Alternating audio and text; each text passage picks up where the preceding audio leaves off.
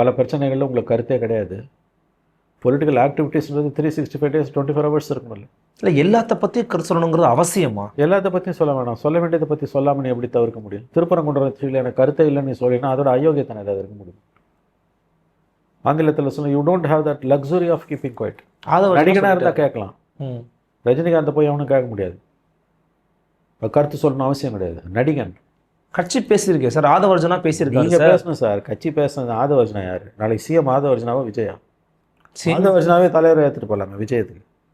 இன்னும் முடிவெடுக்காமல் இருக்கிறது வந்து தேமுதிகவை எடுத்துக்கறலாம். தேமுதிக வந்து பார்த்தீங்கன்னா நேற்றைக்கு கூட ஒரு தொலைக்காட்சி செய்திகள் போட்டாங்க. வருத்தமாக தான் இருந்து வச்சுக்கோங்களேன். ஏன்னா அந்த கட்சியினுடைய விருப்ப மனுக்களை வந்து வாங்கிக்கலாம்னு சொல்லும்போது கட்சி அலுவலகமே வெறிச்சோடி இருந்துச்சு அப்படிங்கிறத சில ஊடகங்கள் காட்சிப்படுத்தினாங்க. இன்றைக்கி தேமுதிக ஒரு நிர்வாகிகள் கூட்டத்தில் மீடியாக்களெல்லாம் வீடு புகுந்து அடித்து உடைக்க போகிறேன் அப்படின்னு ஒருத்தர் கோபமாக பேசியிருக்கிறாரு. அதை நிறைய பேர் கண்டிச்சிருக்கிறாங்க.